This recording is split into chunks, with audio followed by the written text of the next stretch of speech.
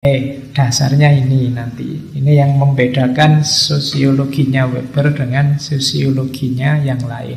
Ini nanti ada imbasnya kalau waktu kita ngomong tindakan ekonominya. Terus karena dia tindakan individu, memahaminya harus lebih ke dalam. Tidak bisa hanya dilihat tampilannya saja. Ketika seorang individu melakukan tindakan sosial, itu kita, kalau bahasanya Weber, harus Verstehen. Verstehen ini dalam tradisi ilmu sosial, humaniora, itu biasanya dijajar dengan istilah Erklären. Sama-sama bahasa Jerman. Kalau Erklären itu tinggal dijelaskan saja. Misalnya laptop ini, kenapa kok error? Itu kan tinggal dijelaskan saja, pasti begitu. Jadi di luar manusia itu kita bisa mendeskripsikan dari tampilannya, dari tampaknya, dari kelihatannya. Tapi kalau manusia tidak bisa. Kalau manusia dia harus Verstehen, masuk. Kenapa? Loh, individu-individu ini loh, tindakan yang dilakukan bisa sama, tapi maknanya bisa beda. Itu kalau dilihat dari tampilannya saja, kamu bisa salah paham.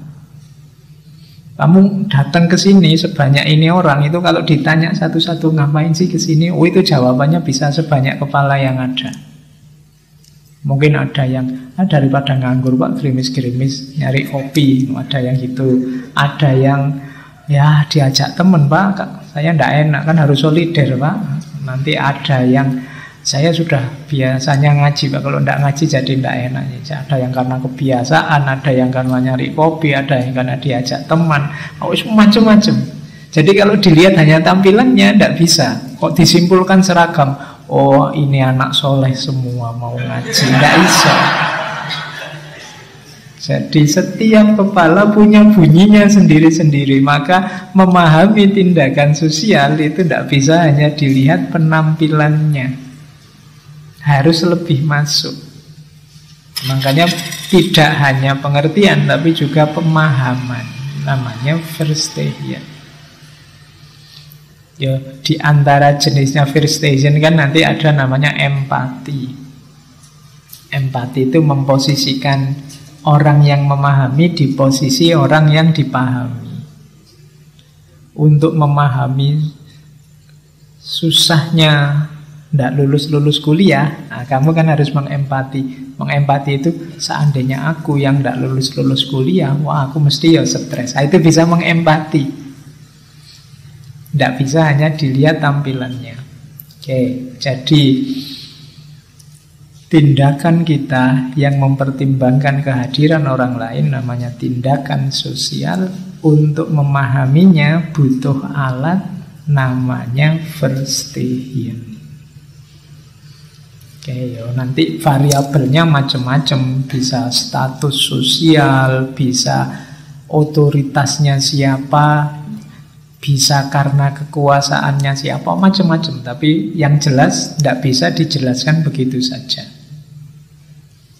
Jadi karena kadang-kadang tindakan dulu dengan tindakan sekarang dari orang yang sama maknanya sudah beda. Atau tindakan orang sini dengan tindakan orang sana maknanya beda. Maka kita perlu Verstehen.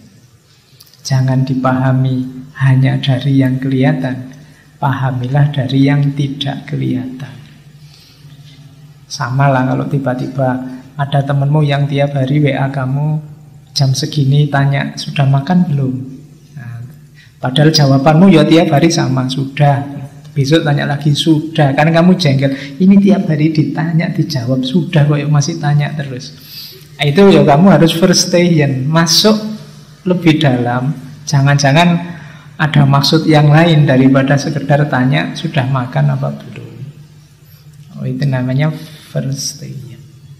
Karena kita berhadapan dengan manusia, tidak berhadapan dengan barang. Kalau barang tinggal dijelaskan. Kalau barang, misalnya HP ini, ya kalau sudah baterainya tinggal 2%, ini sebentar lagi mesti mati, tidak bisa diapa-apain. Kalau manusia tidak bisa begitu. Manusia itu, ini sudah kerja dari pagi sampai malam, ini mesti diajak kemana-mana, tidak mau, mesti capek. Nah, itu.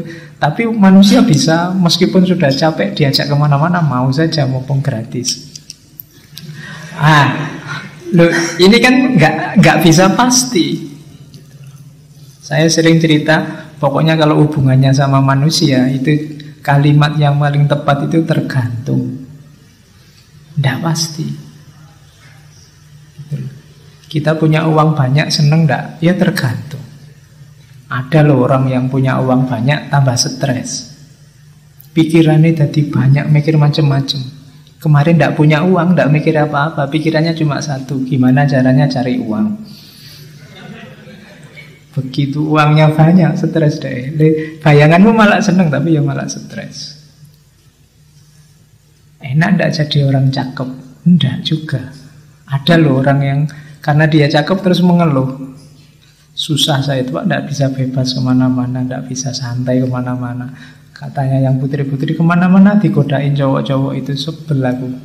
Mending temanku yang tidak terlalu cakep ini, dia ngapain aja nggak ada yang nyenggol, nggak ada yang Oke. Nah itu manusia, jadi tergantung. Bayanganmu kalau ini mesti begitu, tidak bisa. Kalau manusia tergantung.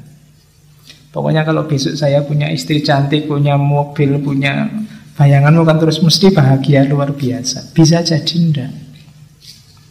Itu manusia, maka enggak bisa dipahami hanya dari kelihatannya saja.